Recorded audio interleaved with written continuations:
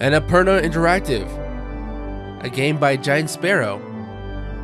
Hey there guys, welcome to my channel. My name's Axel and I am playing, wait for it, What Remains of Edith Finch.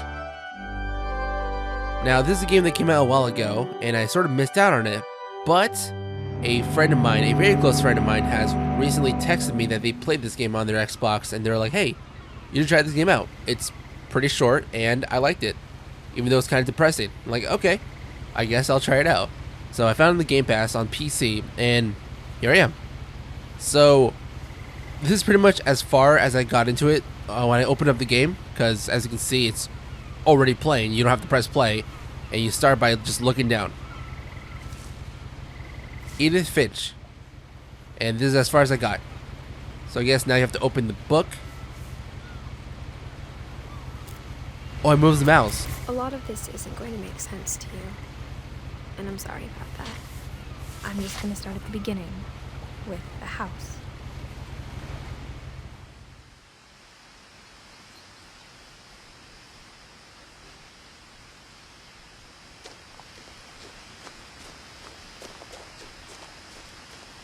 I'm currently running the game on max settings and it is not slowing down at all. I guess it's a pretty old game then. I lived here until I was 11, but I wasn't allowed inside half the rooms. Okay, so it seems like the game has built-in subtitles, just wandering around the place, which is kind of cool. And that is an interesting looking house. It actually looks like it looks similar to the house from that game, Hello Neighbor. Just like a big tower of just a bunch of stuff. Inside the mailbox were bills from 7 years ago, marked urgent, open immediately. Damn, the mailbox is this far out? Must have been harsh getting the mail. I hadn't been back since my brother Lewis's funeral. Brother Lewis funeral. I'm sorry about that.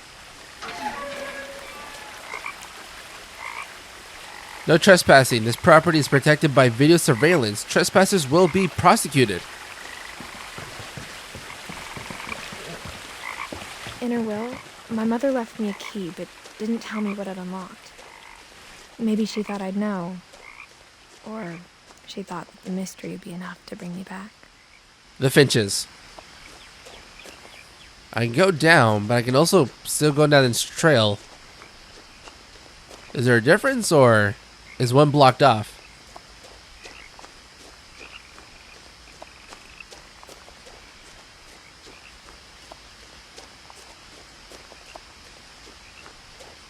No one had driven this way in a long time, but I saw a few hoof prints. Hoof prints. It's like a deer, a gazelle, an elk. Oh, look at that.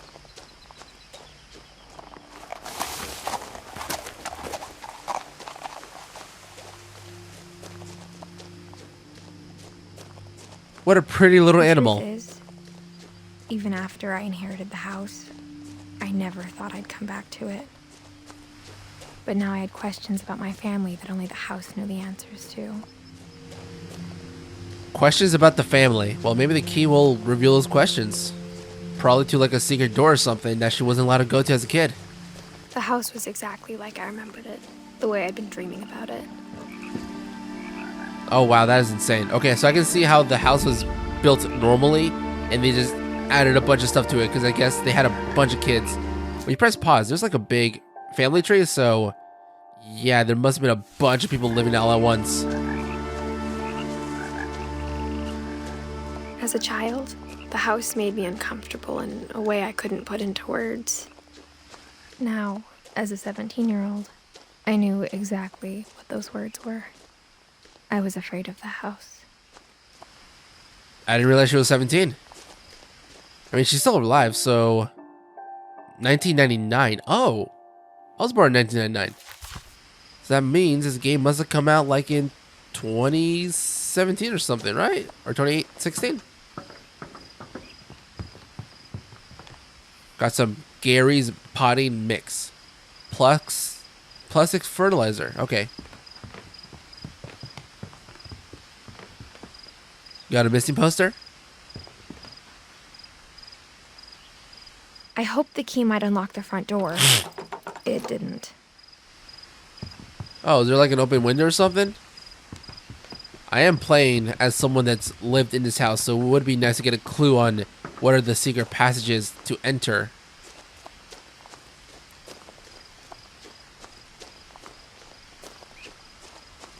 I mean, the garage doors have a lock. On my garage door, you can just pretty much put your hands on it, press against it, and just push it up and just open it up. So I'm not sure if you can do that with any door. Got some wind chimes. Waste management, Orcas Island. I wonder if Orcas Island is fictional or real. Honestly, I was going to say it's kind of creepy living here, but it's the perfect place for someone that's super introverted. You know, just live here and get away to DoorDash every single day. Is it unlocked this way? Oh, the doggy door. Crawling through the doggy door used to be a lot easier when I was 11. I can imagine why.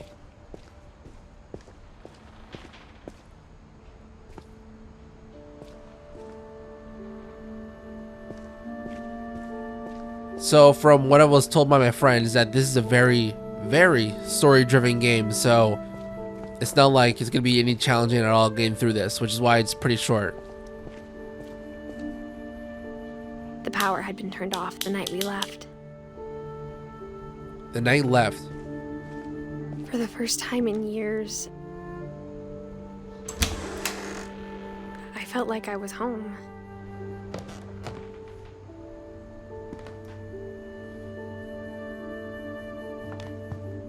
But instead of a family, there were just memories of one. Let's see, we got me, Edith, we got Eddie, Don, and Lewis.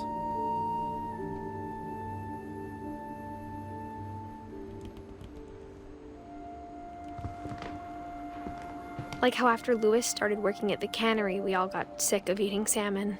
Except our cat, Molly. Yeah, that must suck. I mean, honestly, for me, that'd be pretty cool. I have cats, so it's really expensive trying to buy food for them all the time. Or how only one restaurant would deliver to our house. So we had Chinese a lot. Well, that's very nice of them. What is this? Got a recipe for apple pie. It's a real recipe. That is really cool.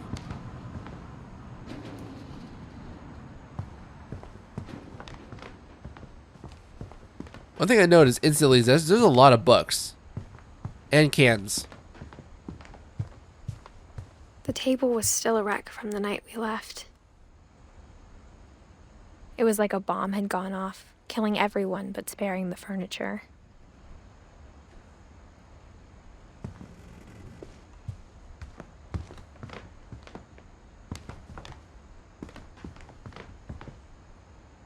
My mom was the only one of us who could imagine Great-Grandma Edie living in a nursing home.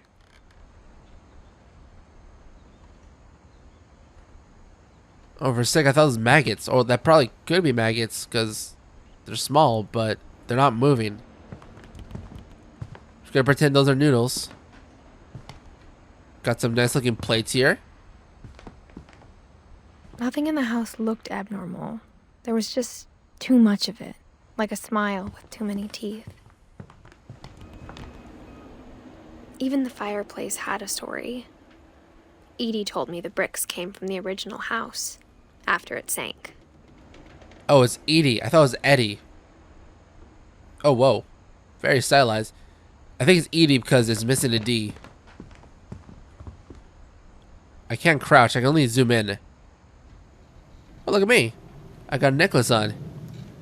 So now that you own the house, you can just probably sell these books to eBay. You can make a killing.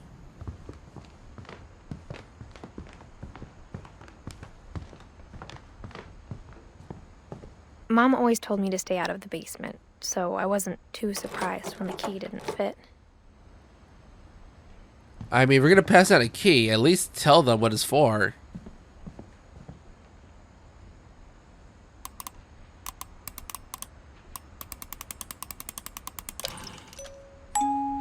Great-Grandpa Sven built a music box for Barbara, along with the rest of the house. Sven.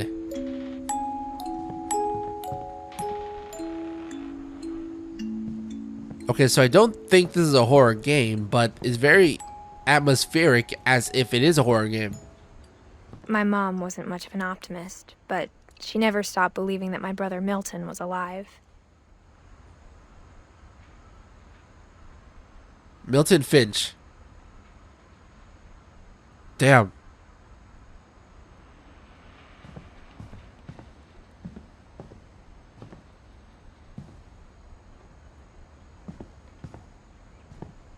Alright, so my objective is to find out where this key goes to. After Milton disappeared, Mom sealed up all the bedrooms. Then Edie retaliated and drilled peepholes. Drilled peepholes?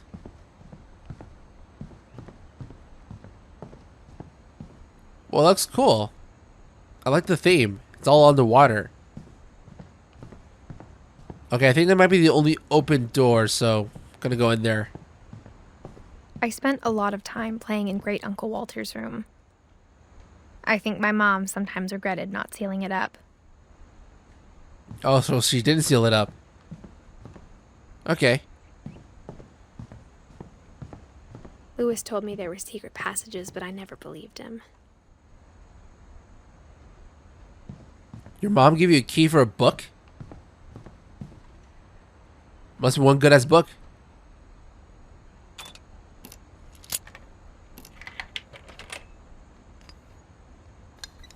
Turns out, my mom was really good at keeping secrets. Oh, wait a second. What?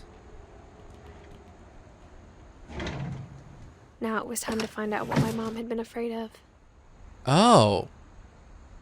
So, the doors are sealed, but I guess I can travel around with the walls and windows. That's interesting. Okay. I can dig it. From It's the a cat. paintings on the wall, it was clear my brother Milton had been here before me.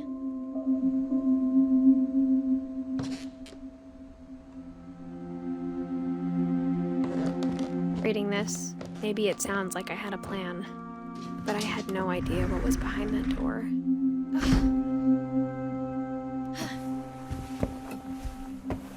Just like I had no idea where all this was gonna lead. Who lived here?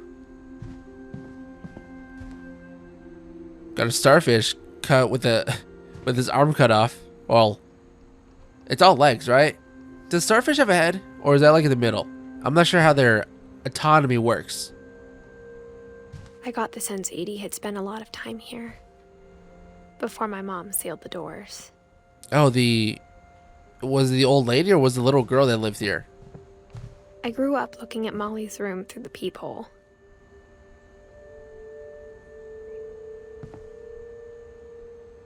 Oh no, it's Molly. Being inside for the first time, I felt like I'd stepped behind a painting. Right, right. Molly's gerbil had a tiny bedroom with its own even tinier gerbil cage. That is very adorable.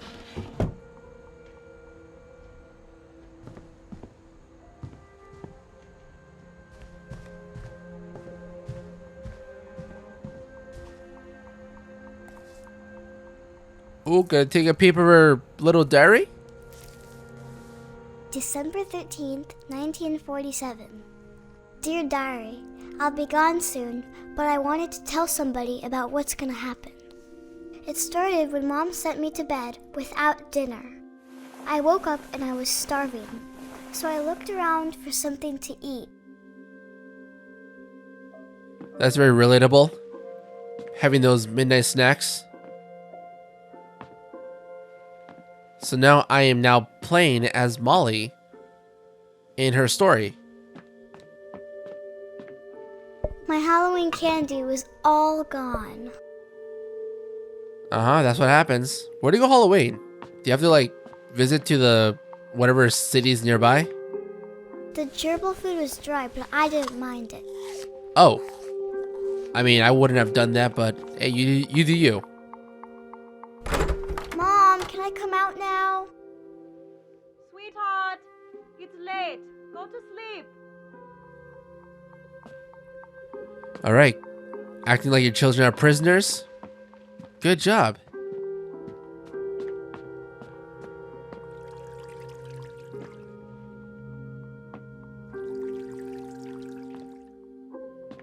Are you gonna try to eat the fish? I don't condone that behavior. Molly, Edie, and Sven. Oh, it looks like a map of the house. I thought about eating Christopher, but I held back. Good job, Molly. Good girl.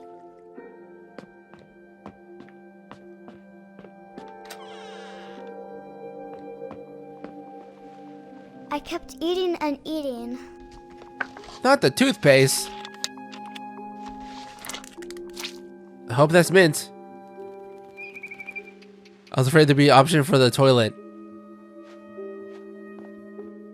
I ate a lot of things that night. Those are fake plants. And fake berries. Isn't that like made out of wood or something? Or out of some sort of cedar?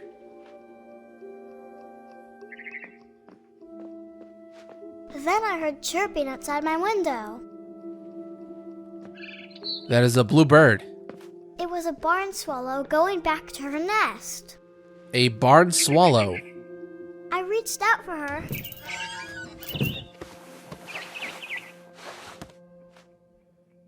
Hey, Molly, Suddenly, you should probably just go back to bed. I was a cat. And indeed, so I am. Oh, wow, this is weird.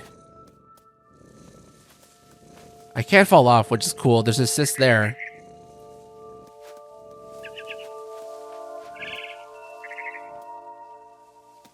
Can I jump? Whoa. This feels so realistic. I tried to be quiet, but the bird was really scared.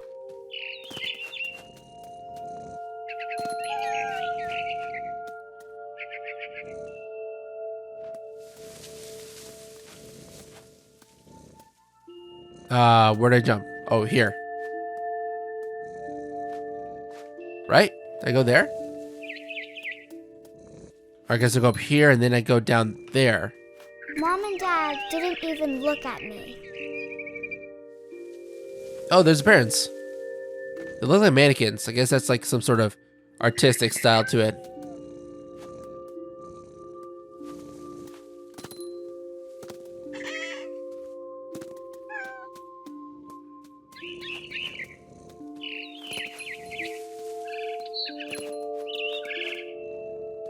I jumped and I almost got her.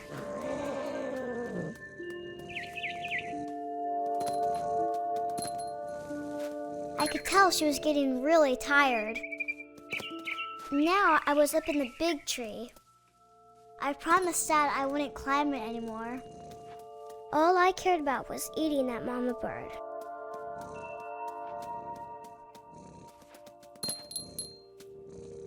You know, I gotta tell you, I've never got so hungry that it turned to a cat to chase after a bird. I can tell you that much. I gobbled her up.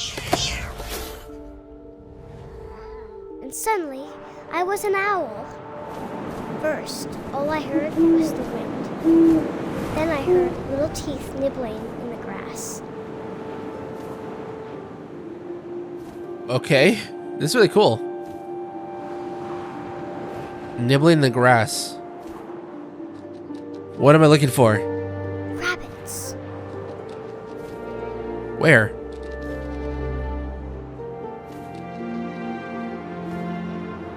How do I swoop down?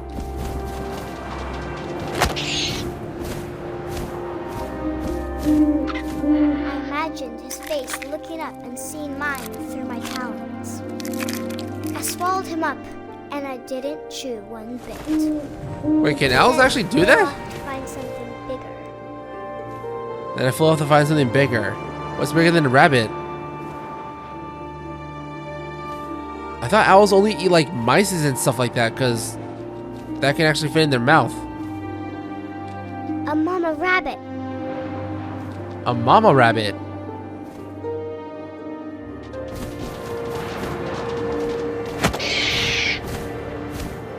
Oh, it looks about the same size as the last It was one. too big to carry.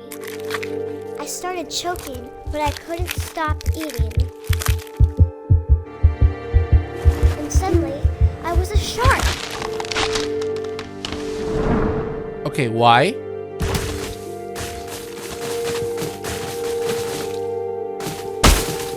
This is so ridiculous.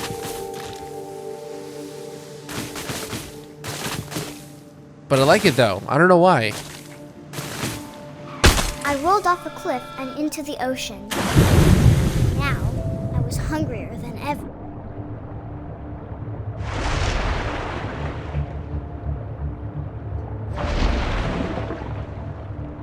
I wanted fat, juicy seals. Oh, seal? No way. I can't eat a seal. Please don't make it painful. Just make it one quick death.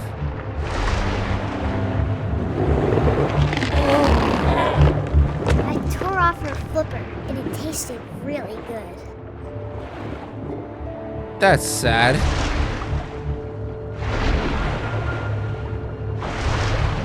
Gotta follow the blood. I grabbed on tight, but I was so hungry, I jumped out of the water. When I opened my eyes, everything had changed. What the fuck am I now? Is that like an octopus?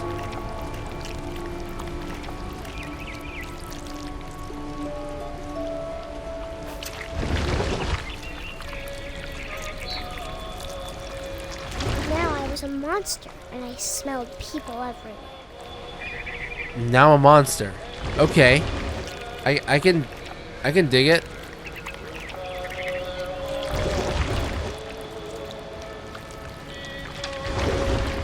I have a really long tentacle or whatever this is, like a tongue maybe?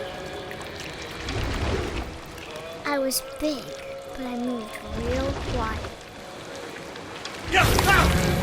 Oh my god.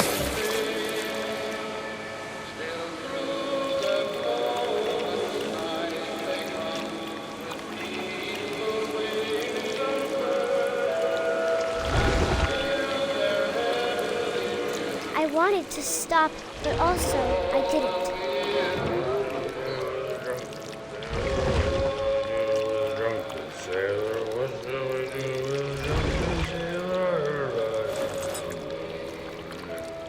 I'm so sorry.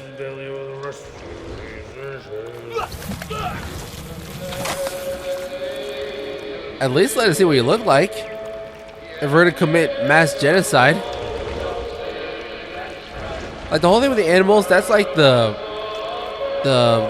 what do you call it? The circle of life. But this is something completely different.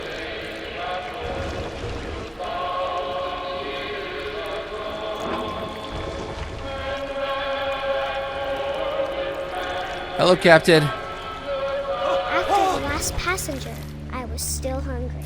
And to cross the water, I smelled something new. Something I had to have, so I swam towards it.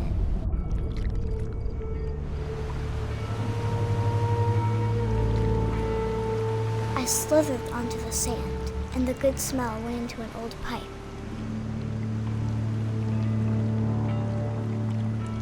What are you smelling there, Molly? Unless, are you still Molly anymore? Is this a toilet? Oh my god, it is. Holy shit. This is a genuine fear for a lot of people. And I think this actually happens like, what was it, Australia? I got Like closer and closer. in Australia, you can actually have stuff come out from your toilet. Or that's what I've heard. Gotta take a quick shit and run.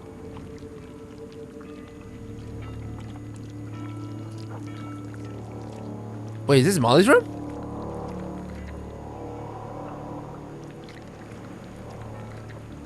All of my stomach started growling. And suddenly, I was me again. I held my breath for a long time, but I couldn't hear anything.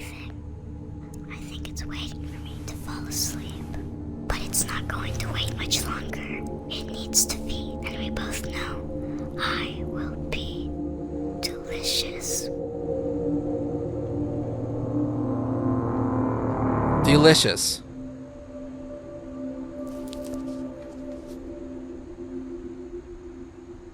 Did she die? Is that how she died? She got eaten by a monster? I'm not sure if I believed all of that, but I'm sure Edie would have. Alright, so out of this whole tree, it looks like only 3 people. Oh, no, I guess I'm the only living survivor. Huh. What do you know? Oh, I just realized she has this whole thing here.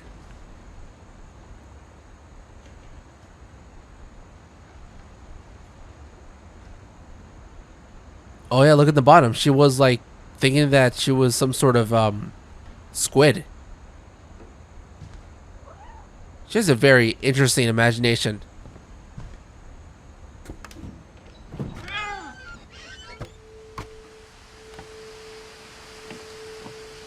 This will be obvious later, but my mom never told me any of these stories.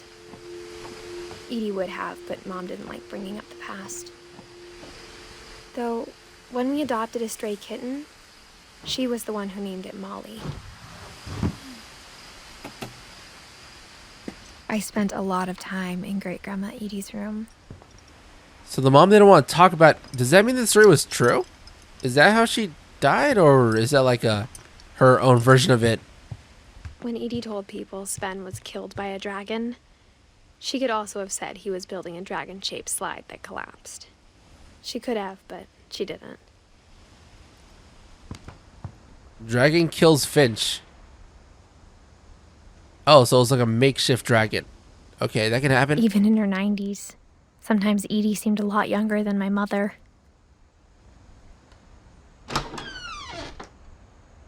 Oh. Nice bathroom. The only trace Grandpa Sam's first wife, Kay, left on the house was the pink bathroom. It was a pretty big trace.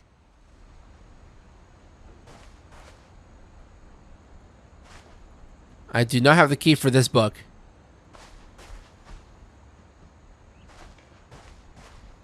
Okay, well, nice bathroom. Again. Oh, you got a chair in your shower. Yeah, I guess some people need that for assistance. Once they get a certain age, you know.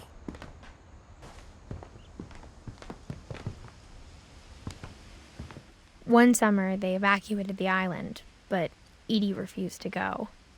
For a few weeks, she was a celebrity. Edie won't go. 72-year-old woman refuses to evacuate because of a little forest fire. Edie gave a big interview about a mole man living under the Finch house. My mom was furious.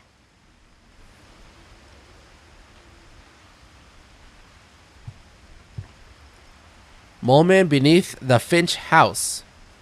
Win a family day out at Druid World. Druid World does not sound fascinating at all. Lewis died a week before we left, but Edie had already started to memorialize him.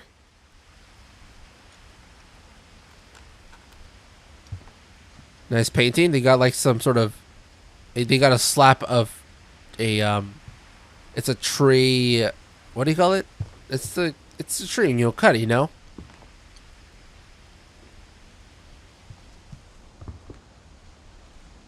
Her room was like a museum.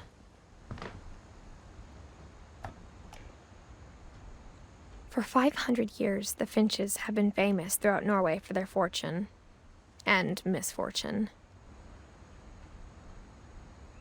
Odin Finch buries the latest victims of the family curse, his wife Ingeborg and their newborn son, Johan.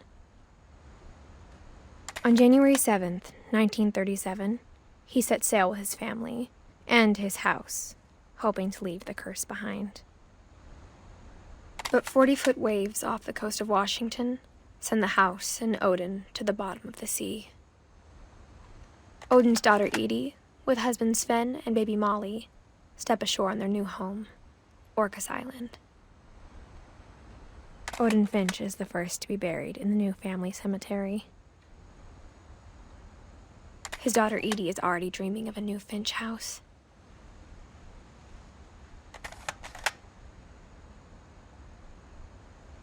And that is it.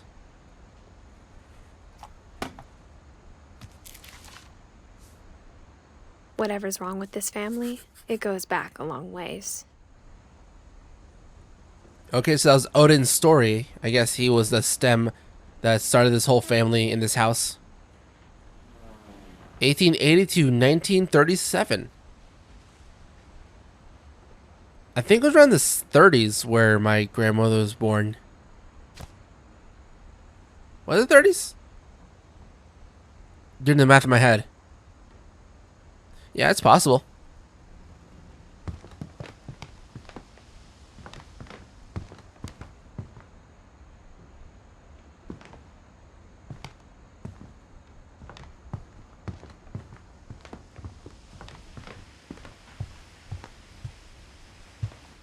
I hadn't thought of myself as Edith Jr. for a long, long time. Edith Jr. Oh, you have another Edith in your family?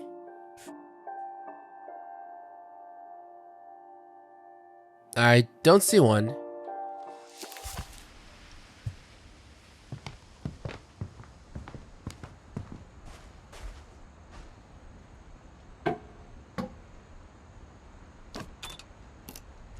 There's a Secret in the Bathroom by Sven and Edith Finch. There's a secret in this bathroom. It's in the last place you would look. It isn't in the cupboard. It's hidden in this book.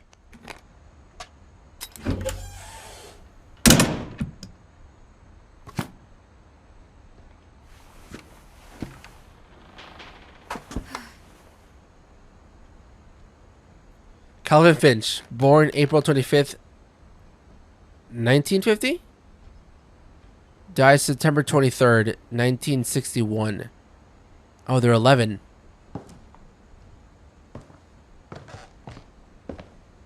Sven gave Sam an old camera he'd refurbished. He never put it down.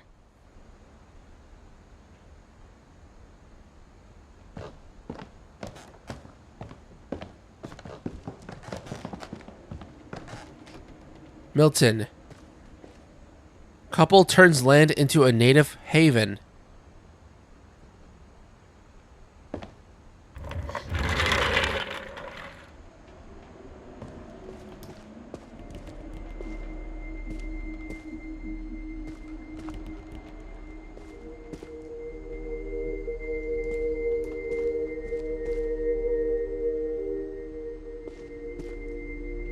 I knew Grandpa Sam had a twin, and that he never talked about him. Oh, because he died. I'm sorry about that.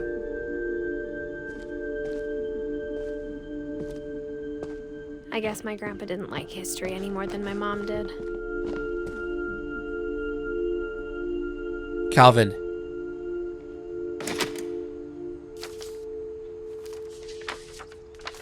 How I Want to Remember My Brother by Sam Finch. The thing I remember is that when he made up his mind, that was it. Oh, we're swinging. My brother said he'd die before he ate another mushroom. And he did. At Barbara's funeral, we swore we'd never be afraid again. And he wasn't. I think Calvin always wanted to fly. Mom! Calvin! Dinner's ready! Coming! How far can I go with this? But that day, he finally made up his mind to do it.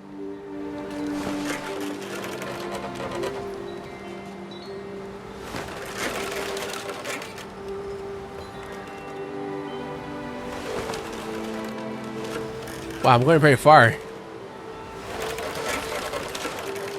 Is Calvin gonna jump up or something? Because he might. I think there's like stories of how the family members died. That's like the point of the game. I told him going around was impossible. Maybe if I hadn't said that. Calvin, I'm not gonna tell you again. Maybe if the wind hadn't picked up. Then maybe he'd still be here. But I doubt it. I think he'd already made up his mind. Oh, Jesus. That's what I want to remember about my brother.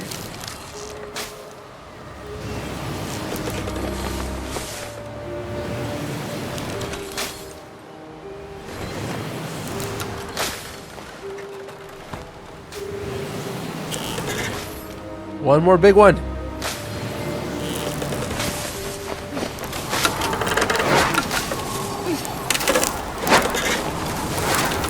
day he made up his mind to fly. And he did.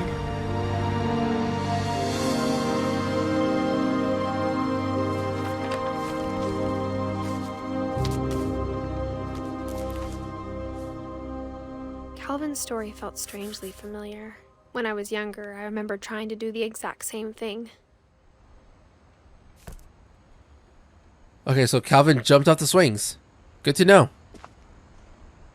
After the funeral, Edie roped off Calvin's half of the room.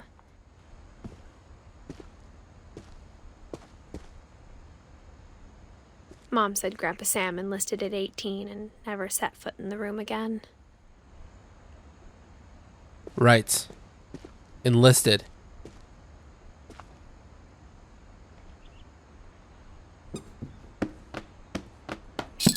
Wait, was that the Hungry Caterpillar? I remember that book when I was a kid.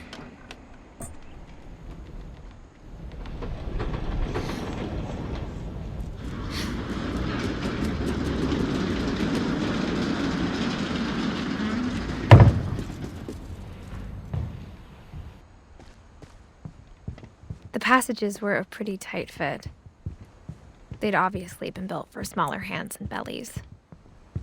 Yeah, you know, like children. There were a bunch running around here, apparently. Growing up, I always thought of Barbara as a child star. My friend Bigfoot, Barbara Finch. Oh, so she was like a literal actor. Or actress. Oh, she had her own doll, too. That's weird. She had a lunchbox. That's her film. There's a plate. Merchandise. Fan mail. Awards. Was it all from that one movie? Man, what a hit or miss. Barbara. Barb Street.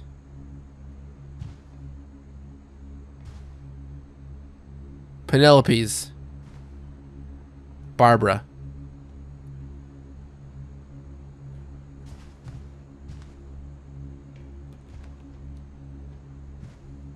You got the Hollywood workouts.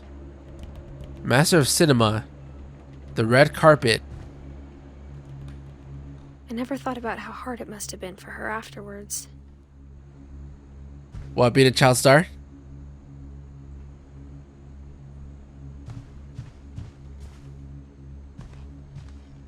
Dreadful Stories. Starring Barbara Finch.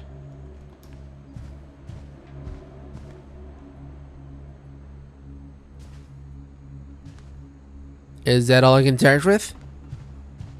Yeah, okay, I think I'm fine. Of all the stories people wrote about Barbara's death, I'm surprised Edie saved this one. All the stories written by her death? Old Jack here with another ghastly tale inspired by America's most unfortunate family. I'm calling it The Surprise Ending of Barbara Finch. As a child star, Barbara was famous for her scream.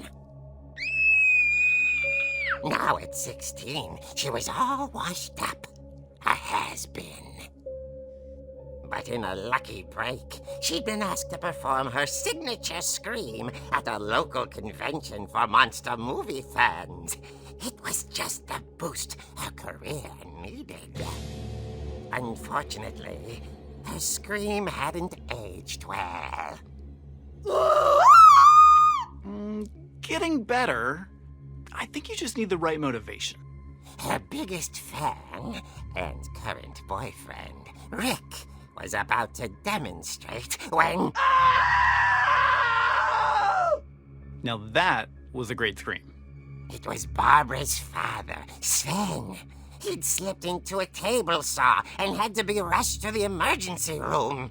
So Barbara got stuck babysitting her youngest brother, Walter. Her convention comeback was cancelled. Okay, I'm hearing frustration, but I'm not hearing terror. What if I tried... A gang of hoodlums in Halloween masks have been terrorizing Orcas Island tonight. Police are urging residents to... That came from the basement. You're right! Also, I loved your delivery on that. Why is your basement door locked? Because my dad likes making puzzles and secret passages. There's a key hidden in the music box. The secret is to keep winding and winding until finally the key pops out. Thanks, babe.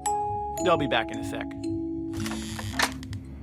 20 minutes later, Rick hadn't returned. So Barbara went to look for him, right on cue. She reached for the music box. And as she wound the key, she listened for Rick, but the house was silent.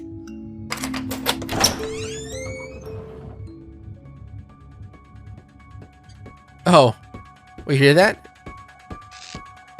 Okay, I think that song is copyrighted, so I might have to turn it down all the way. Unfortunately.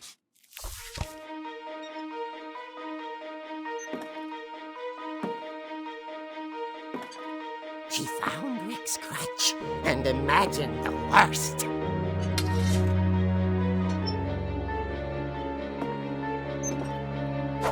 I got a thing.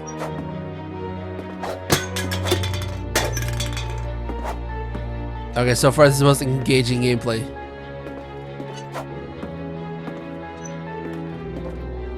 Rick, where are you? You okay? The gang's leader is the infamous Hookman killer, Dr. Carl Hamill, who impaled and then ate his family 10 years ago tonight. Huh?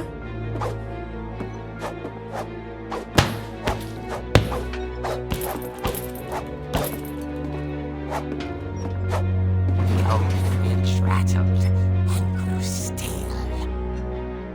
Is Rick gonna pop out from there trying to scare Barbara? Oh dear! Take that. Rick? Barb, relax. I was just trying to scare you to help you find your scream. Well, I'm not scared, Rick. I'm furious. Then act furious. All I'm getting from you now is that you're hurt and confused and She threw him out, but she kept a little something to remember him by. Barb, have you seen my other crutch? And she was still holding it when she fell asleep watching the late picture show. Hours later... Barbara! Walter, what's going on up there? Ah! Okay, I'm coming up, but if this is a trick, you're dead, Walter. Walter? You good, buddy?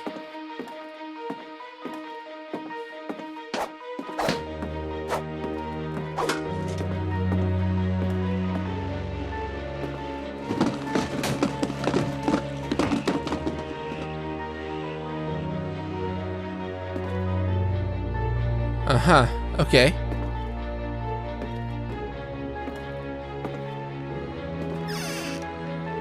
Walter, are you there?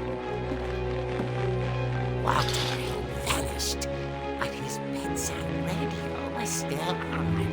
Oh. Rikers Island police describe the man as 6 feet tall, with a steel hook for a hand. Residents are urged to lock all doors and windows and notify the police of any suspicious activity. Barbara turned, saw the hook man, and was speechless. He was quite smashing.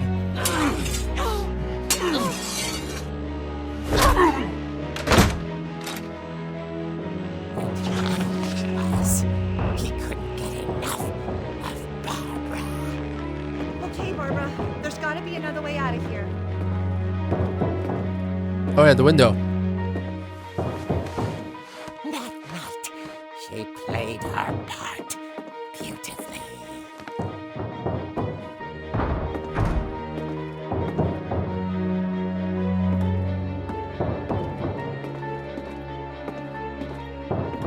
Molly's door hadn't opened in years. The hinges groaned. Take this.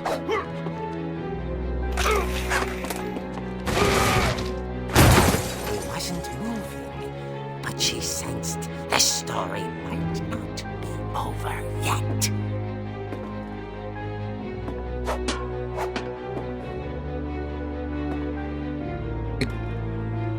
Is that guy gonna just get up and leave?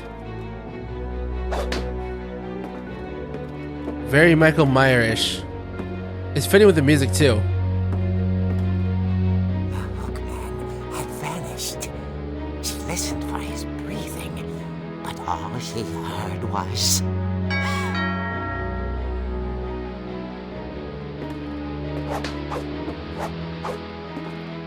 Okay, I guess I'll trust the doorbell.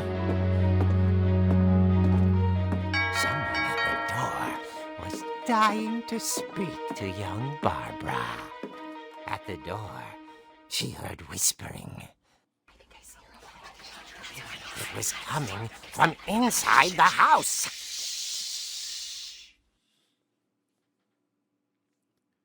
Oh dear.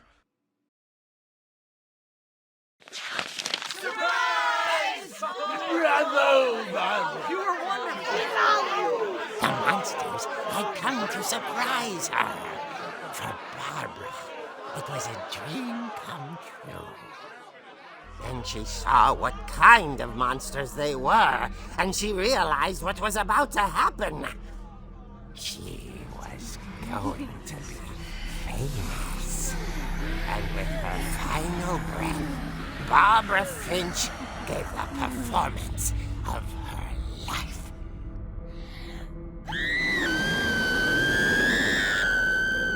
I wasn't there myself, but I hear Barbara was magnificent. Poor girl. She had a taste for stardom. But unfortunately, so did her fans. Of course, the police blamed it all on poor Rick, who disappeared the same night. And little Walter? Hiding under his bed the whole time. He took it all pretty hard, but that's another story. As for Barbara, tucked inside the music box is all they ever found of her. Her ear. Now that's what I call a real eerie tale. Oh my god, dude.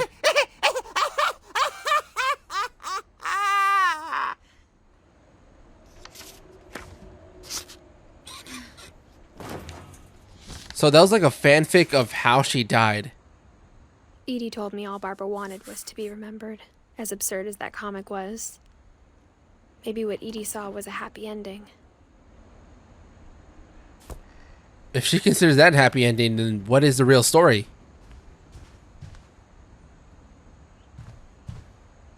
Considering that she was a child star, I could assume that she was probably very depressed. So I want to say that maybe she killed herself? It was suicide? It's the only realistic thing I can come up with.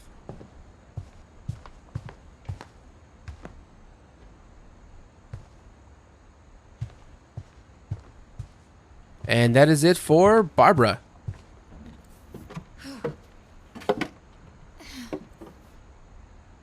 guess now I know why Mom didn't like me playing with the music box. Alright, the key is on the box. We can grab it. Whenever people ask me about my family, the first thing they always want to know about is Barbara. Edie's father, Odin, built the original house. It's funny. All those times I played with the music box and never found the basement key. Maybe because it opens before you can keep turning and turning for the key? So, like, why bother? Unless you knew.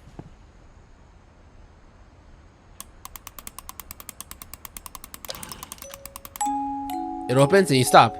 But if you keep going, it'll eventually come out as a key.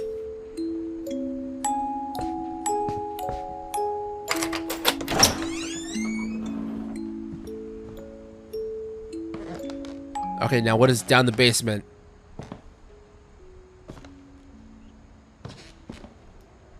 Oh, okay, it looks pretty generic. For such a tall house, this is a very small basement. Mom said the basement was off limits, unless I wanted another tetanus shot. So this is Sven's workshop, where he works with wood. I saw Edie sneak down to the basement once, carrying packages. Carrying packages. I thought maybe she was hiding presents. I just realized I forgot to turn up the music.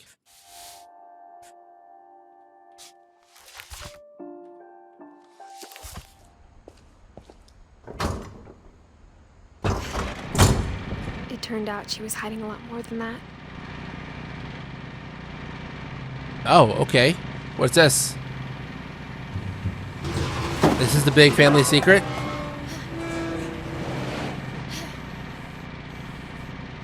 I remember asking Mom once about where Walter had gone.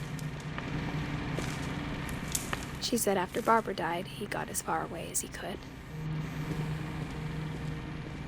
If there's a pattern in all these stories, Is that this house fucking sucked. I think it's that none of us has gotten very far. That too. Wait, Walter lived down here?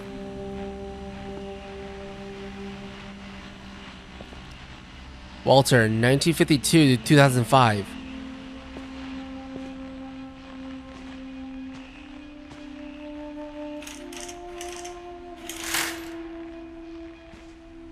Wow, so he has a painting as his backdrop. So you can look out to every single day. Alright, it's a little sad, but hey, if he liked it, then he liked it. If he didn't like it, then sorry, man. Goodbye, everyone. I can't believe I've been down here for 30 years. On that first day, after the shaking started, I didn't think I'd survive the week.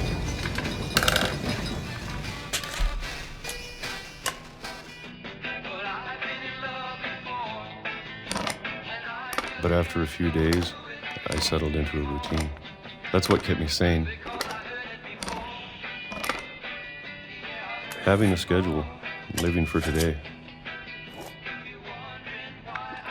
I always expected to be dead tomorrow. But if you wait long enough, you get used to anything.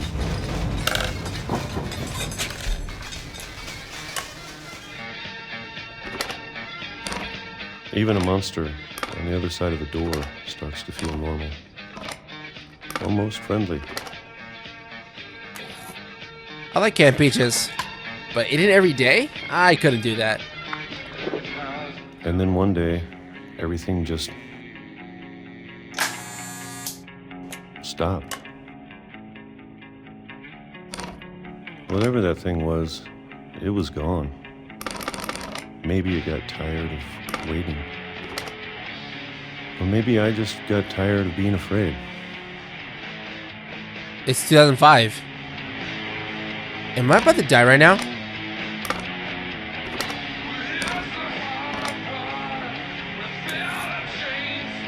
I feel like the music is still copyrighted.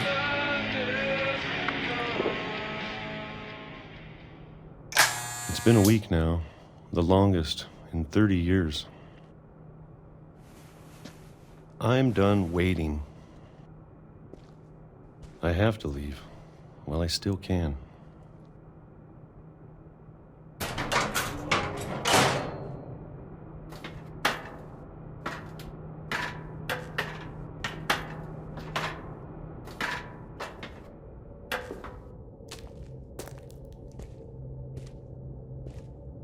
I know it's out there somewhere. What's out there? Whatever killed Barbara Whatever killed Barbara and Molly. and Molly. Are you talking about that tentacle monster? And Calvin. Maybe this is all a mistake. But I need to stop living the same day, even if it kills me.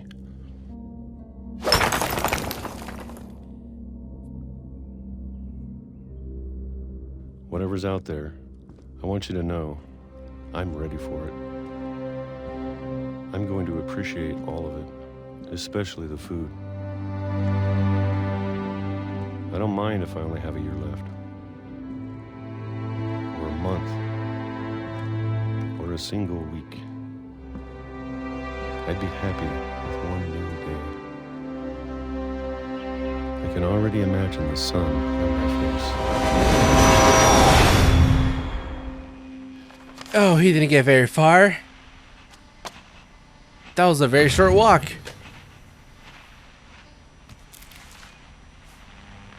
Walter died when I was 6. I can't believe my mom never told me he was down here.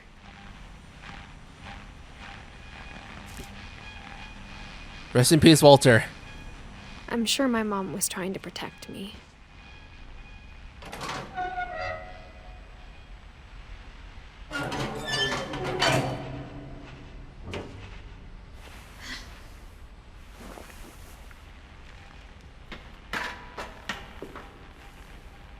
Maybe she was afraid I'd end up like Walter. But if she never told me about an uncle under the house, I can only imagine what else she was hiding. I don't want to make the same mistakes she made. Trying to bury something that's still alive. Now that there's only one of us left, or maybe 2, I thought it was time I heard the stories for myself and found out what happened to everyone else. Right, that's the whole point of the game. But now I'm worried the stories themselves might be the problem. Right, because they don't tell the full thing. Maybe we believed so much in a family curse, we made it real. Walter. They put a little toy train too.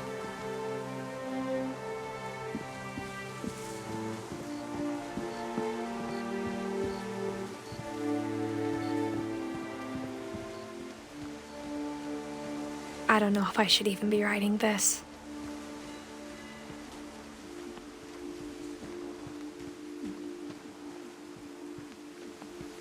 Maybe it'd be better if all this just died with me.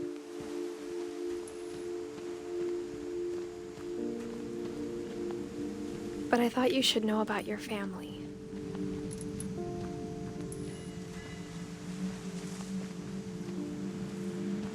And the history you're a part of.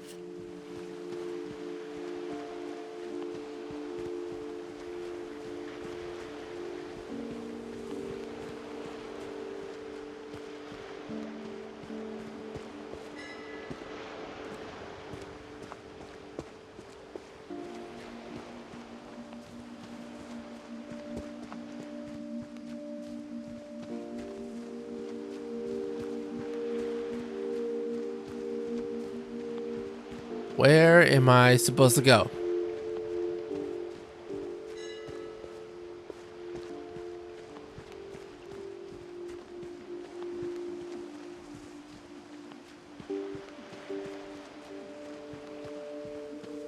Though to be honest, I feel as lost as you probably do right now. You're right, I do feel lost. What a pretty moon. I think the people in these stories believed them, for what that's worth. Yeah, because there's no other story.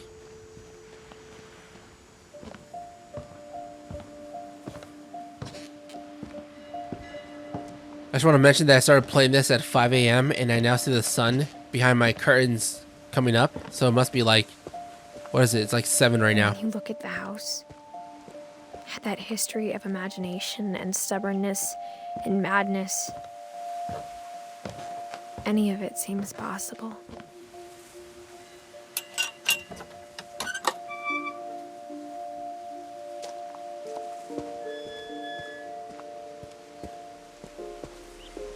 Oh, that's the side of the house where I enter the doggy door.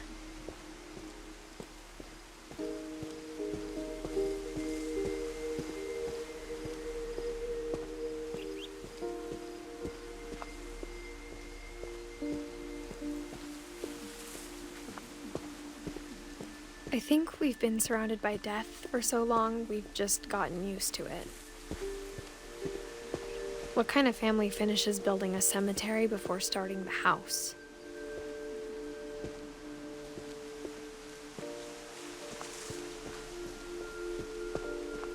It's embarrassing for me to admit this, but the pet cemetery made me more uncomfortable than the human one.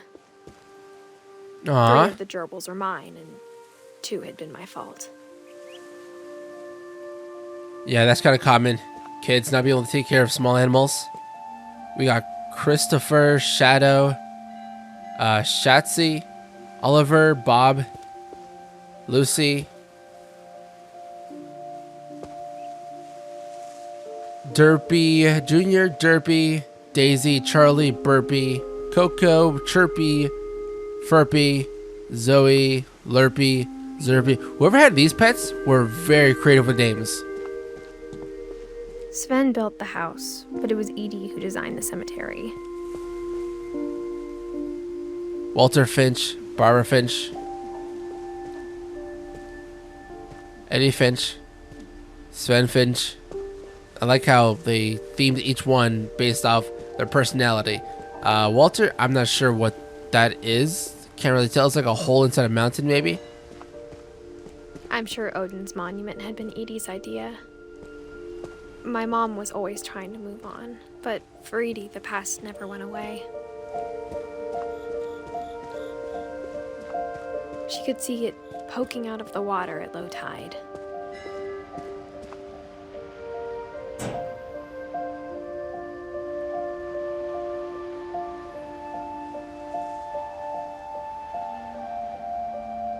Edie said she dreamed about the old house every night.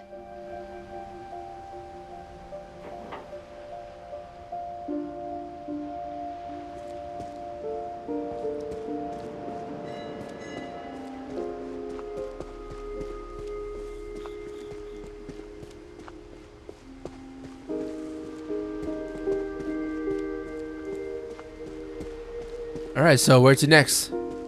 Edie's side was always easier for me to understand. But the older I get, the more I can see where my mom was coming from. Her dad had been pretty strict, but it wasn't enough to save her brothers. She was just trying to do better. Sam Finch, born April 25th, 1950, died July 16, 1983. Gregory Finch, Gus Finch. Well, what's their story? How did they die? She lost 2 of her brothers, just like I did. I get why she tried so hard to protect us. Sanjay Kumar, Louis Finch.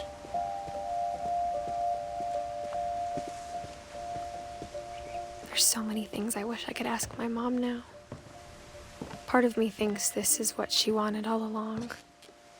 For me to come back someday and find everything out for myself.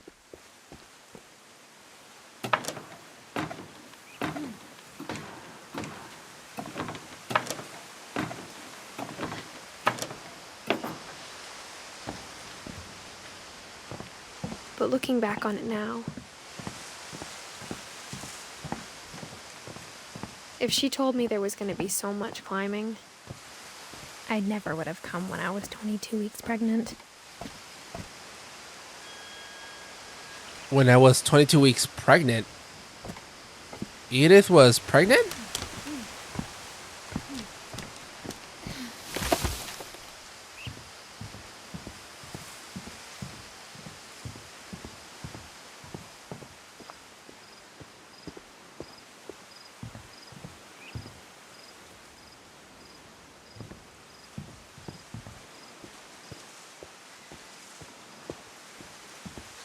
Alright, got a ladder over here. Let's climb right on up. I never met Grandpa Sam, but I think he and my mom had a lot in common.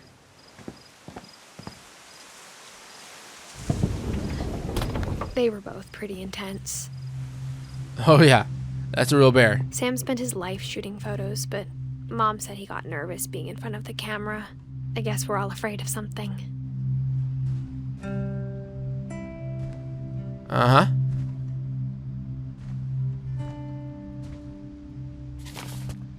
Sam.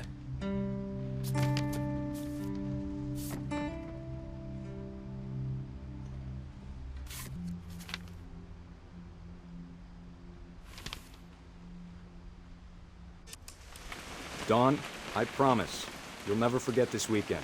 Yes, sir. These memories are gonna last a lifetime. Hmm? Am I gonna have to shoot anything? It's a hunting trip, Dawn. Shooting is strongly encouraged. Perfect. It's gonna rain the whole weekend, isn't it? Okay, so I'm supposed to put stuff in focus.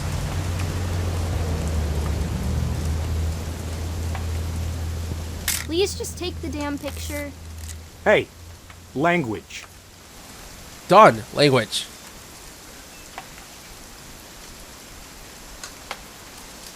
Oh, of you. I was like, the car? I will never forget this weekend, Dad. That's the spirit. Smile, goddammit. Smile, Dawn. Okay, got it. I'm gonna take some pictures, okay? Just be careful. That camera's older than you are. Aw. Definitely should not have drunk all that coffee. You're right, Dad. It's starting to clear up. Still freezing, though. Hey! That's a keeper.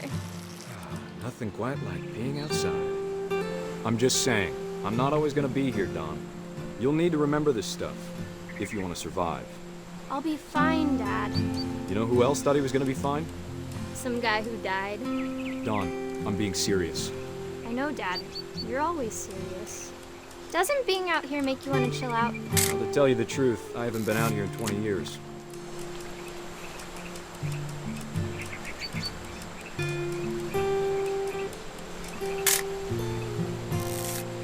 Nice, I got a Last focused time I was coffee with my cup. brother Calvin. Man, that was a great trip. Your grandpa Sven taught us how to fish, how to build a fire. We found an old logging trail. There were deer everywhere.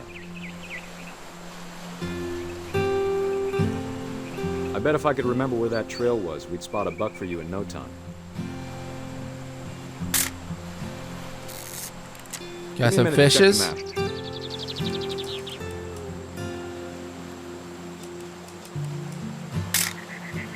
Don, don't you think you could find something more interesting to photograph?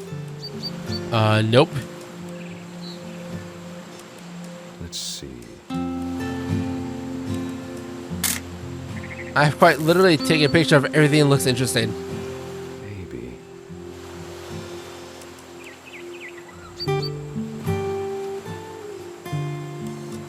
Or was it?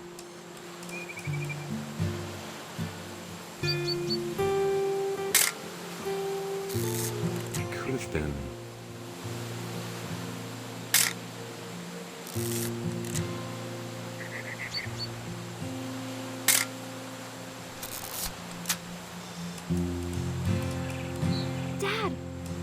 eyes, Don.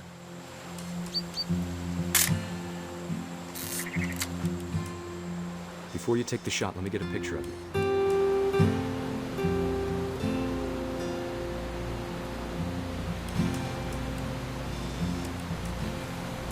Dad, I... Yeah, sweetie? Do I have to do this? Don, you don't have to do anything. But if you want to survive, you'll need to be strong. Alright, hold your breath. And shoot down the fucker. Now keep yourself squared up, elbows down, like we practiced. Whenever you're ready.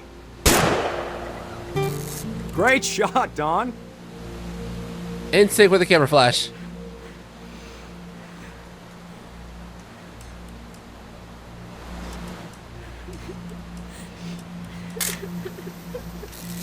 I'm proud of you, Don. Always remember that, okay? Oh wow, this is weird. Dad, it's twitching. I think That's it's totally normal, Don. Just focus on the camera. Try not to think about... Dad! Oh wow. That is very unfortunate.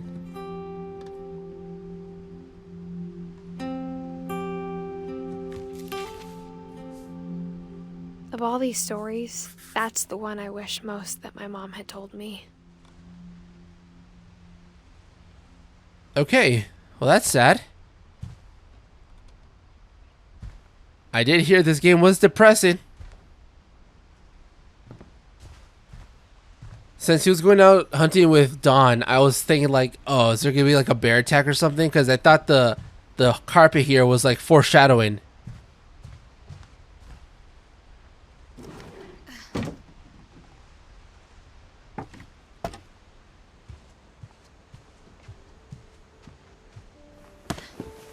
After Sam died, my mom and Edie got really close.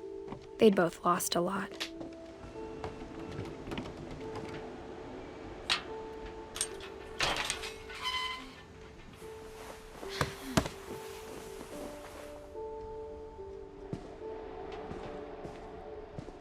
Gregory.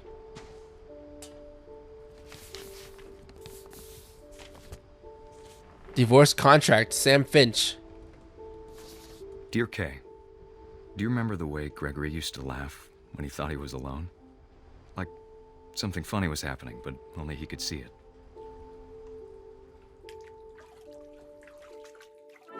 I'm a baby now. I think he saw things the rest of us don't.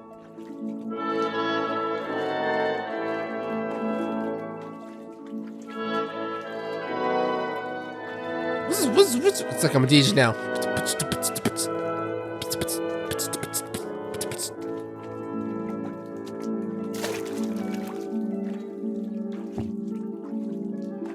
Okay, there's many ways a baby could die, so I'm very curious, and at the same time, I'm very scared. Hand over, Gregory. It's time to... Hold on, sweetie. Hello? Sam, I told you I don't want to talk right now.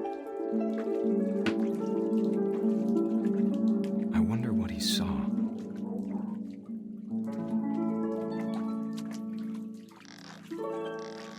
Oh, wait, wait a second. What? Oh, I'm the frog.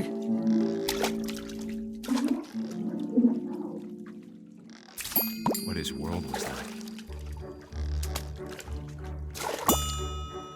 You reminded me so much of Calvin. Lost in his imagination. That's really cool. Whatever it was he saw.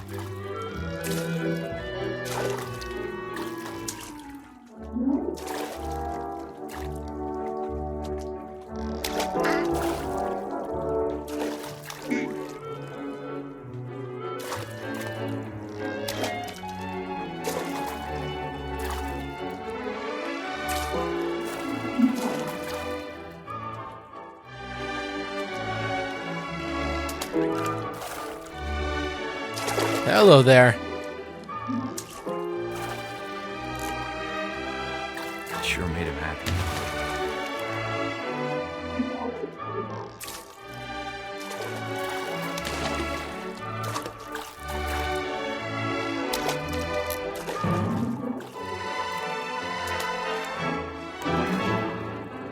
Whoa!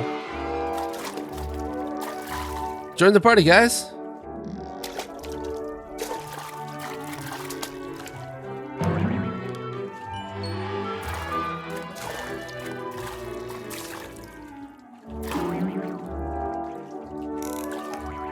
I know how silly it sounds.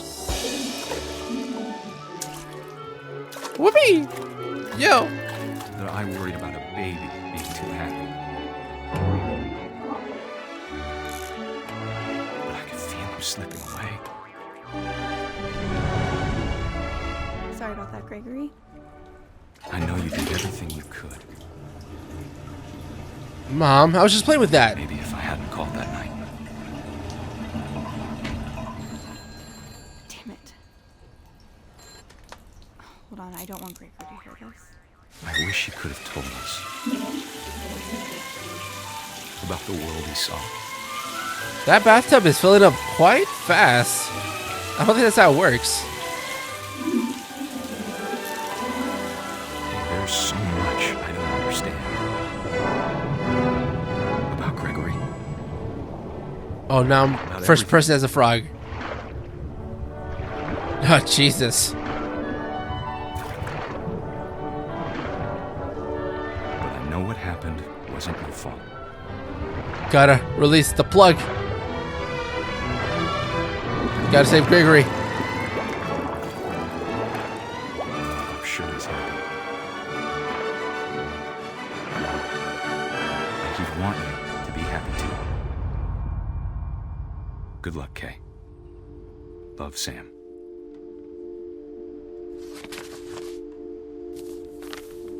Okay, so that was very depressing.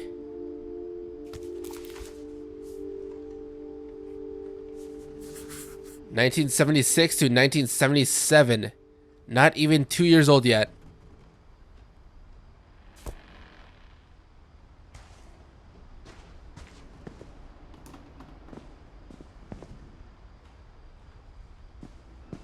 I can't imagine my mom ever writing poetry, and yet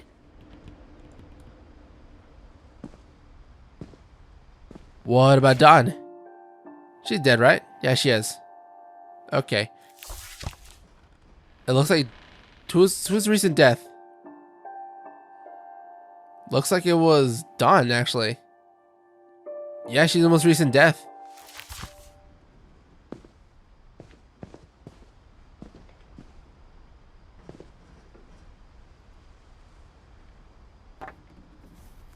A poem for Gus, who always said the wedding was a bad idea.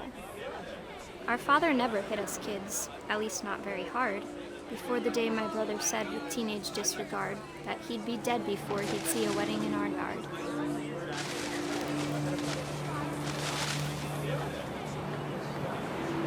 Yo, I'm a kite! That's insane!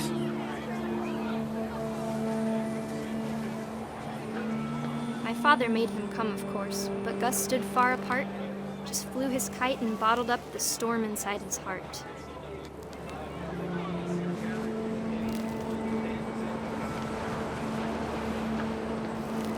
I tried to talk him out of it, but though he'd never met her, we don't need a stepmom, were the words that I now pronounce you husband and wife. You may kiss the bride.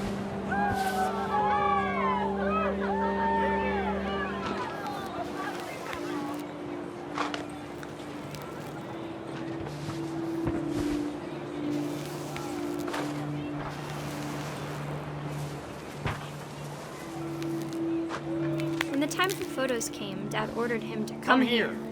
But Gus declined and as a sign held up his middle finger.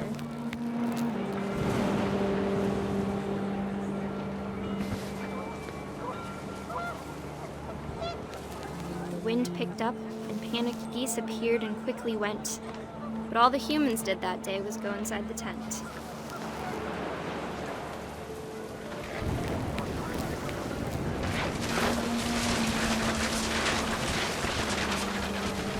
The rain came down in buckets then, but no one seemed afraid that nature might destroy the tent our dad had crudely made.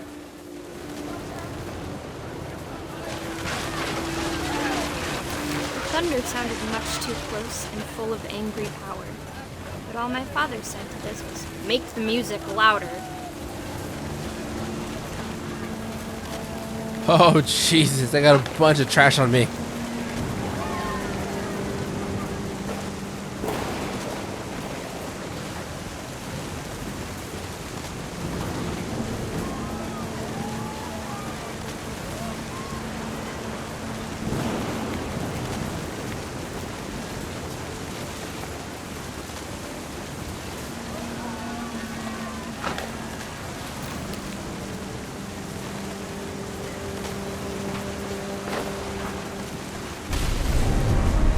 Oh my God.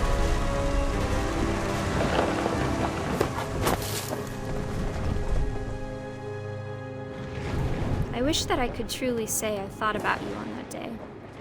Out there on the beach alone, just you, the wind, the sea, and foam. But I didn't. Until we found you.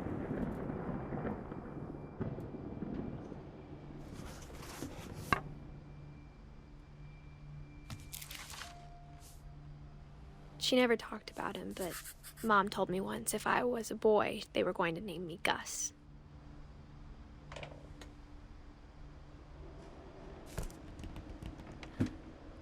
And that is the end of Gus. Got killed by the wind.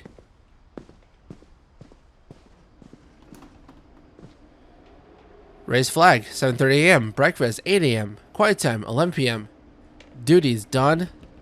Sweep, trash. Gus, mop, mow yard. Greg, be a baby. Of course.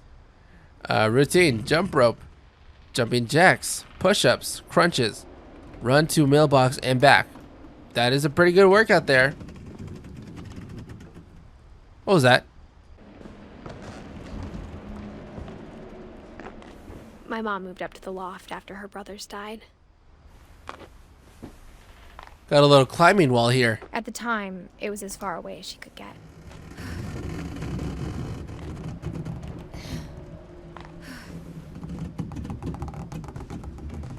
Dawn. Oh, so she didn't left?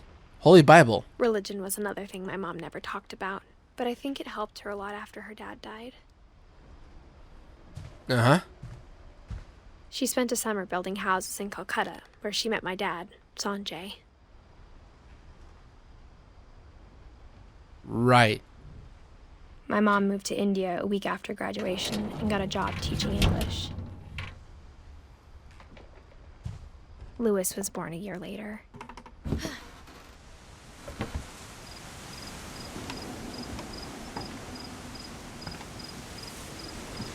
When my dad died, I don't think Mom knew where else to go. I'm sure Edie was happy to have her back.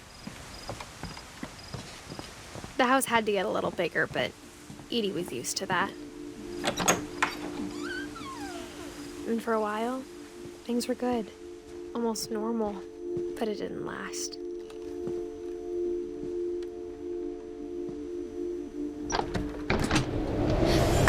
The beginning of the end was Milton's 10th birthday, when Edie gave him a castle.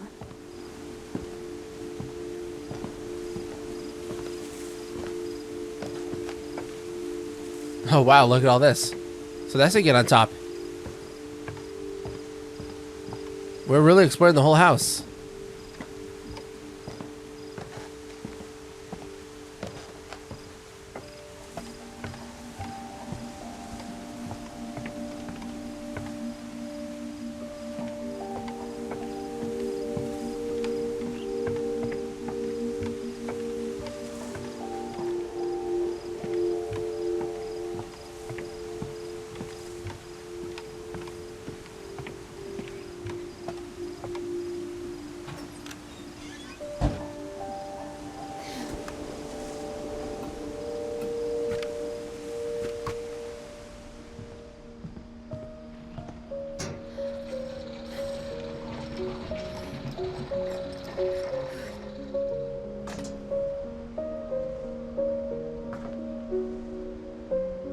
Milton, 1992.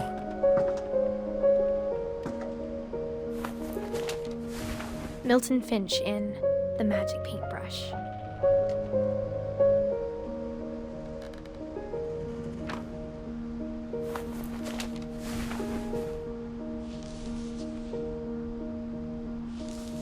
Oh, it's a flip book.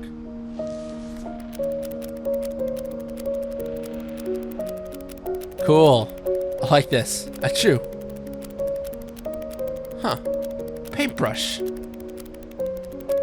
I can paint with this. Oh god, did he create a portal to another dimension? He did. Yo, what?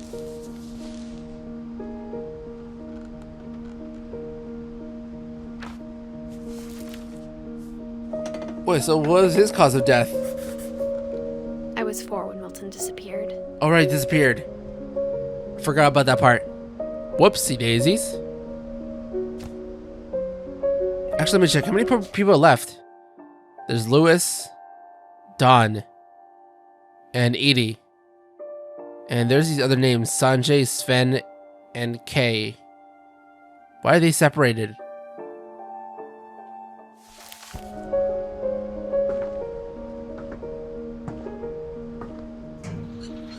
Mom spent months searching for my brother.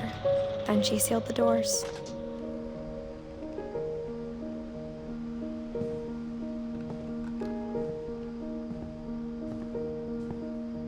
Whatever Milton had found in the house, Mom didn't want it getting out.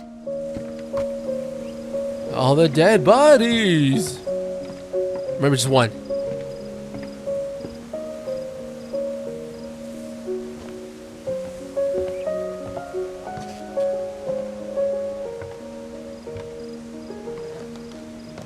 Mom definitely blamed Edie, but I think Lewis blamed himself. After he graduated, he just spent more and more time in his room. Until Mom got him a job at the cannery. And that's how they got all their salmon. Thank you, Mom.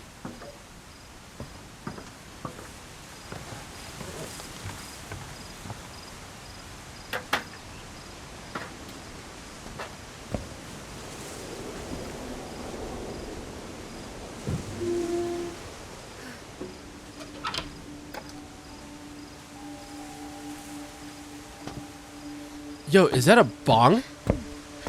Let it rip, bruh. Lewis's room smelled very, very familiar. That part of him lived on.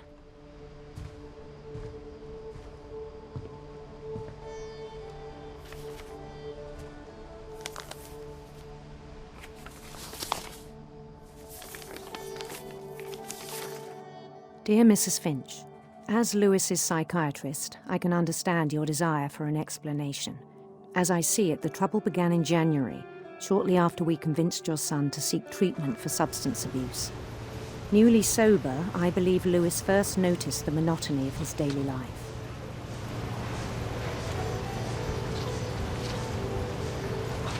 He kept working at the cannery. Chop, chop, chop. Chopping But heads he off. withdrew part of himself. In our sessions, I saw the same behavior. His mind began to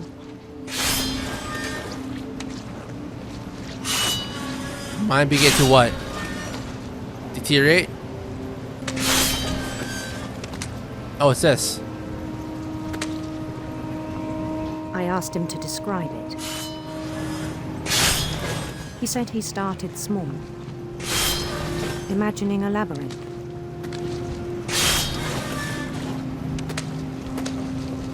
He'd feel his way about.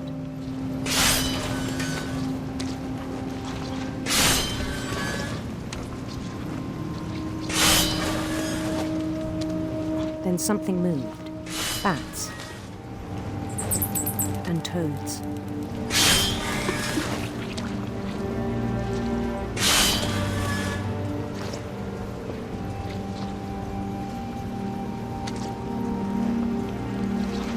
And things that have not names.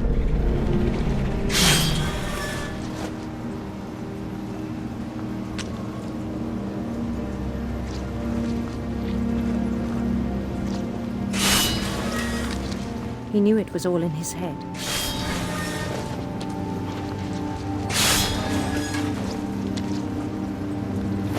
He took it very seriously. I I had hoped he'd find himself. Oh, this is really cool. I like this. I like how every story is not the same, and some of it has like different gameplay mechanics.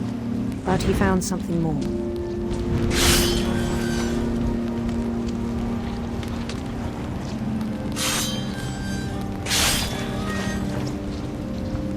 I worried about him then.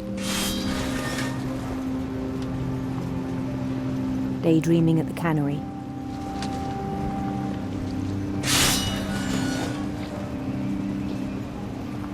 I spoke with his boss. But he said Lewis had become a model employee. Methodical, tireless, focused.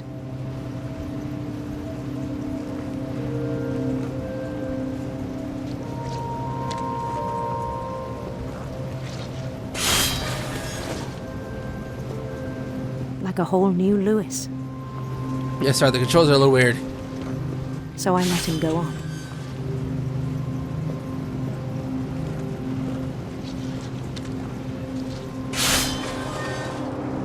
I even encouraged him.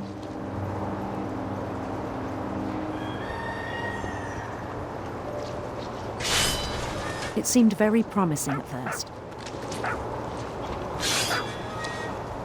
He told me he'd made a new friend.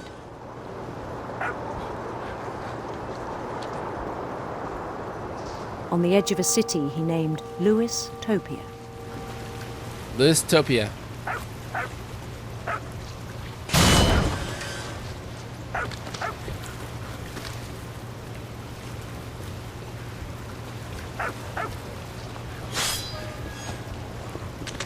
He built the city up slowly, brick by brick. Then he made musicians.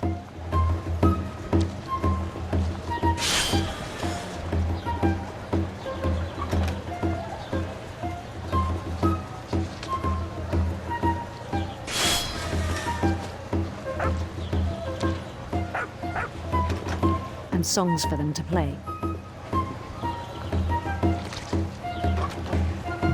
He talked about starting a band.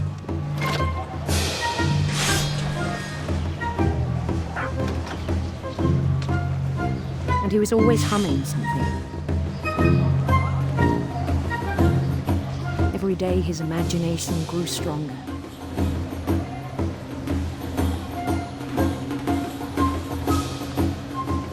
He no longer spoke at the cannery.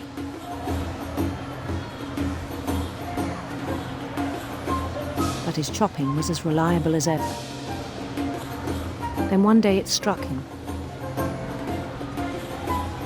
that all the cheering crowds, even the stones under his feet, were all in his imagination. So he could do whatever he wished.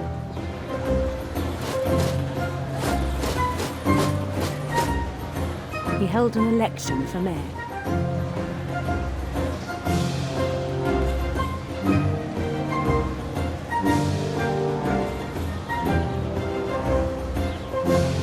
And he won. Like Super Mario. Good for you.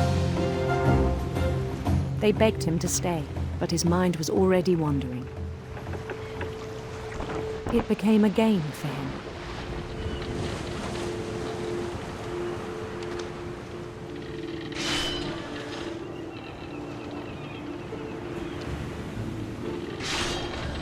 He'd conquer a city, then immediately push on. New Louisville.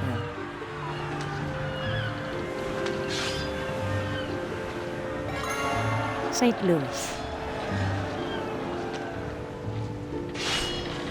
He started drifting away from our reality.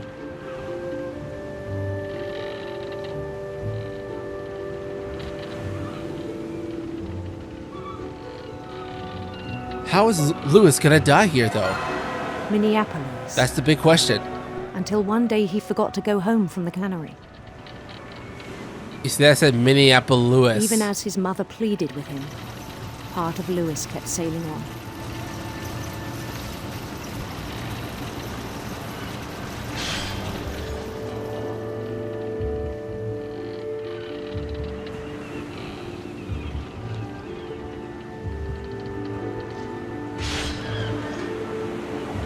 In Louisburg, he heard rumors of a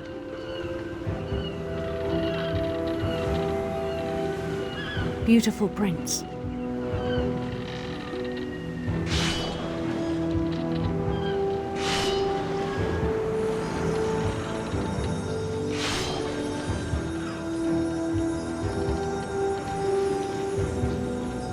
The prince was on his own quest for Radiant rainbows or sinister serpents? Let's go with serpents. That sounds cool.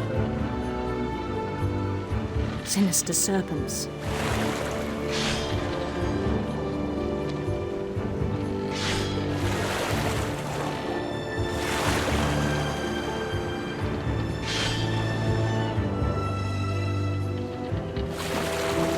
He followed the sound of his electric sitar or silver harp. Electric sitar, of course. That sounds really dope.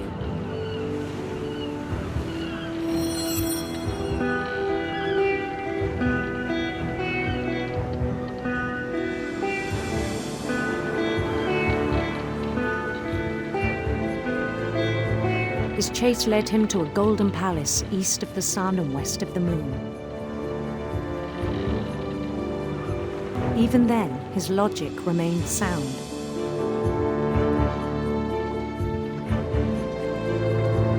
He knew the world was all in his imagination.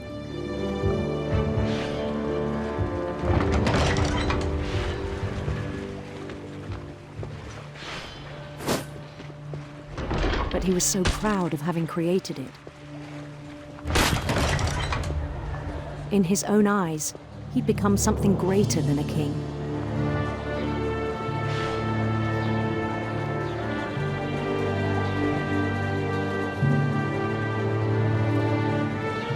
For someone who'd never known success in the real world, I think it was overwhelming. And then it struck him that the real Lewis was not the one chopping salmon, but the one climbing the steps of a golden palace.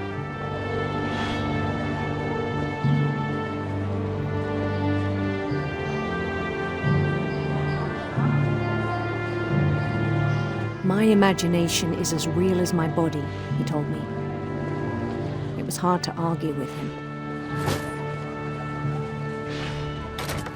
As he is soldier. Oh, back to first person. So, how did Lou's boy died? He began to forget the world we know.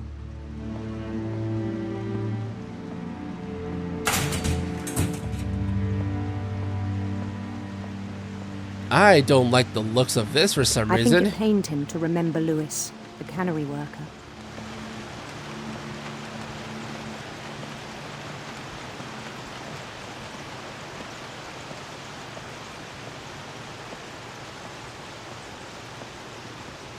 He began to despise the man with a royal contempt. Finch. Psst, hey buddy, what you doing there?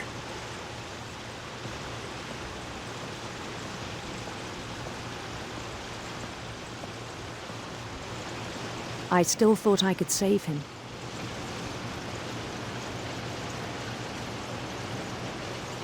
Even after he said he was being crowned king over all the lands of wonder.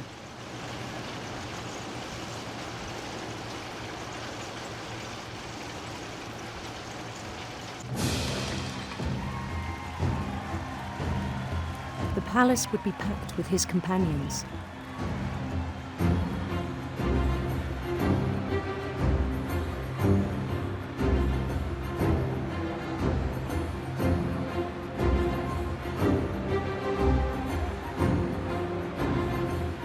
Oh, guys, all for me? Shouldn't have. Come on, guys. Oh, you're big. Calico had insisted on advising me. It's a cat. It's Molly. Molly the cat.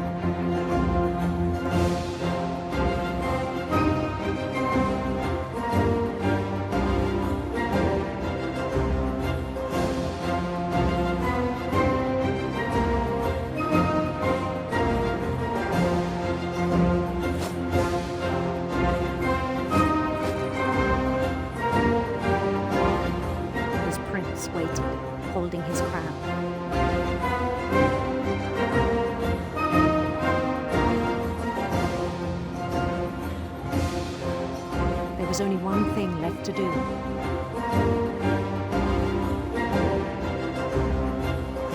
Oh yeah, what is that?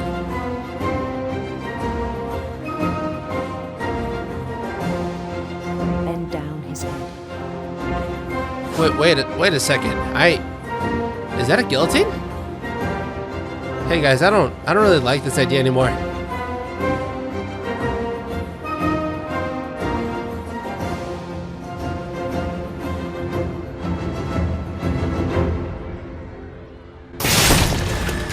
I think you know. Mrs. Finch, your son was a kind man who will be missed by all of us who knew him.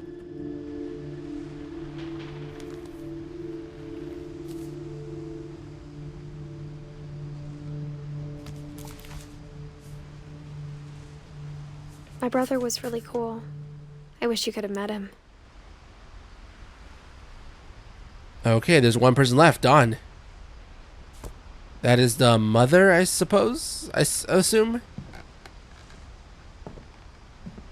Lewis and I spent a lot of time playing games together, but he was surprisingly bad at them. He died a lot.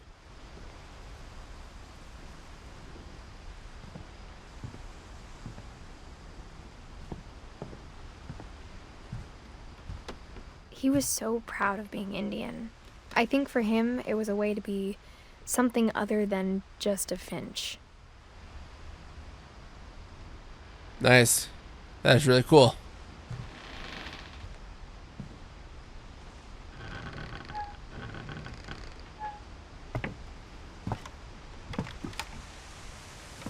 On the way back from Lewis's funeral, my mom told me to start packing. She waited until the day before we left to tell Edie. I'm not sure if she wanted to make it easier or harder. I wish we'd stayed. But I understand why we left.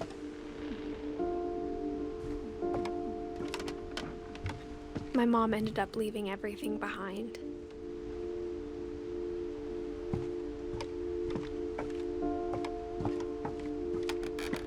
What happened that night had been coming for a long time. Maybe it should have come sooner. Wait, what was her death? Okay, here we go. But it had to end one way or another. All that's left now is to tell you about that last night.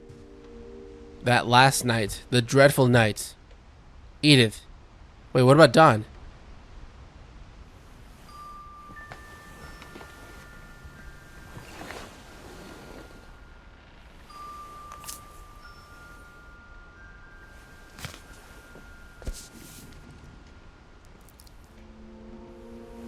That whole last day, Edie just watched us pack and didn't say a word. Until supper, when she raised her glass and said, "To our final night together, and all our final nights apart." Grandma, you know what I said about alcohol. Some of your medications are very Edith, specific. I left a present for you in the hallway. Why don't you go open it? The grown-ups have to argue now. I'm sorry, you're right. We're all leaving tomorrow. Let's just enjoy our last... I'm not leaving. Edith, you're excused.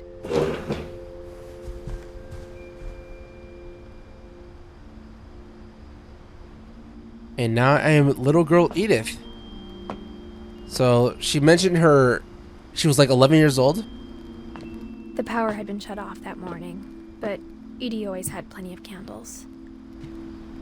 When my mom sealed the library, I don't think she knew about the other entrance.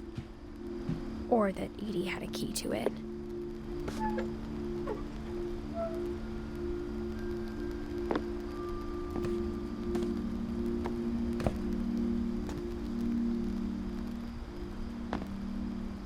That thing you're afraid of isn't going to end when you leave the house. Edith has a right to know these stories. My children are dead because of your stories. I think it's best if Edith and I leave tonight. We'll have the nursing home send a van for you in the morning, okay? History of the Finches by Edie Finch. Dear Edith, there's so many stories I wish I could tell you, but there's only time for one. This is about what happened on the night you were born. That night, the tide went way, way out.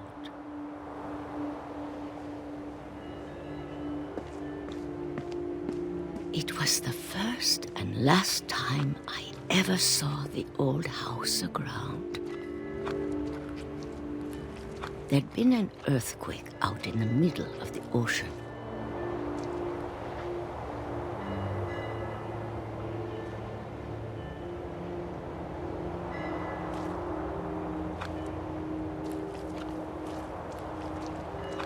They called it the lowest tide in 1,000 years. God, it smelled awful. You know, I've seen that house every day of my life.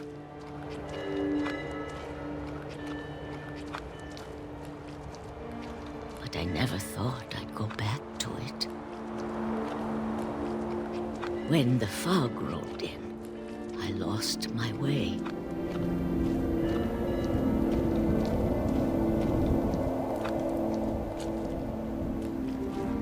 I got turned around.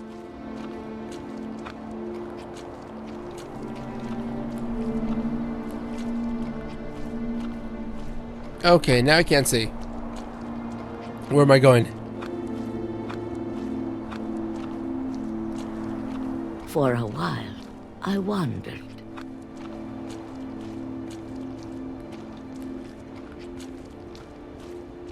I started seeing things.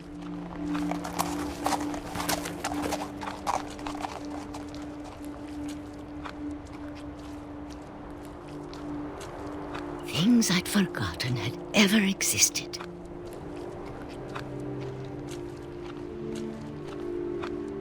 But when I saw them, they felt like old friends. That night, a lot of things came back to me. Or maybe I came back to them.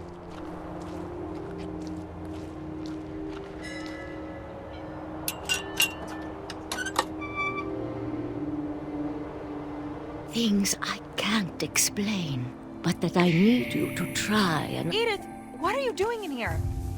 It's mine. Edith! Mom, you're gonna rip it! Let go! Oh no.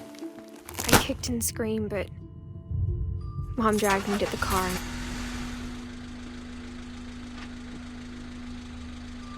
I never saw Great-Grandma Edie again.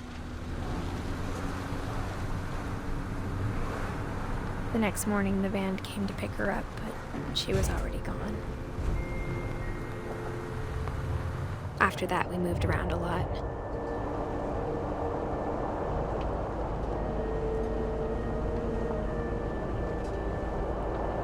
We both tried to make the best of it.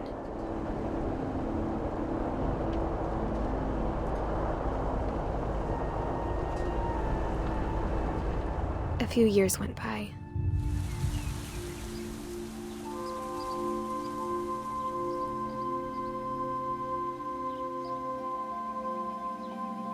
Oh, pretty. It's a dandelion. My mom didn't like to talk about it. But she started getting sick a lot. This is really, really creative. The rest happened pretty quickly.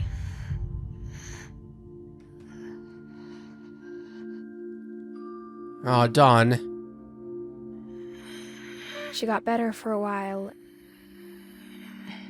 and then she didn't. It's the family curse. That goddamn curse. And then I was alone. The last Finch left alive.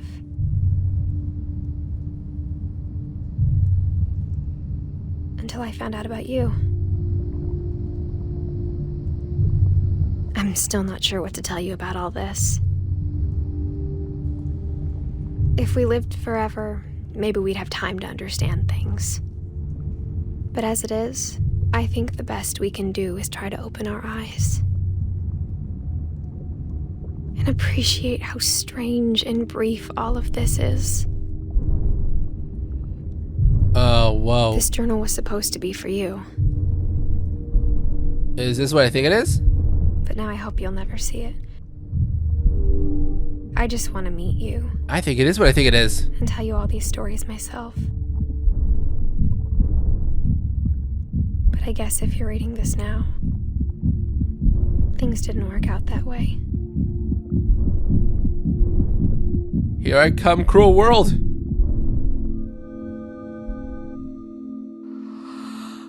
This is where your story begins. I'm sorry I won't be there to see it. It's a lot to ask, but I don't want you to be sad that I'm gone. I want you to be amazed that any of us ever had a chance to be here at all. Good luck.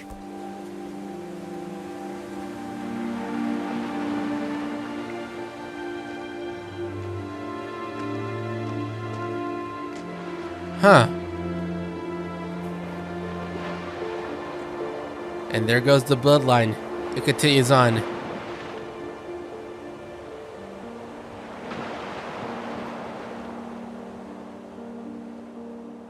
A story by Giant Sparrow for Shirley Dallas, 1948-2013.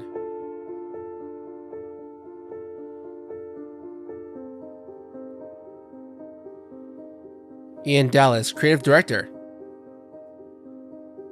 Joshua Starfty, technical director. Chelsea Hash, lead technical artist. Brandon Martinowicz, lead artist. Chris Bell, lead designer. Alright guys, so that was What Remains of Edith Finch. It's a pretty short game. It will take at least an hour and a half or maybe about almost 2 hours to finish this. And I quite enjoyed it. It was pretty interesting. And the way that my friend told me about, he didn't really say what this game was about, but the way he explained it, with like very short details like, oh, you just play each member of the family and you meet their demise. And I'm like, okay, that sounds pretty interesting. And you don't really see what happens to all of them because the way the stories are told is a bit different, I guess, from what actually happened. And I was really hoping by the end of it, there would be like an actual like book, but like in the book, it'll say like, okay, so this is what really happened. This is what happened. This is what happened. This is what happened. And it'll pretty much clear everything up. But yeah, that didn't really happen. So it's pretty much up to you, the player's interpretation of like, okay, I guess this happened. I guess that happened. And yeah, it's all that. So that was pretty cool. Let me know what you think about this game in the comments below. I'm just gonna let this really cool credit sequence play out, and yeah, gonna end it right there.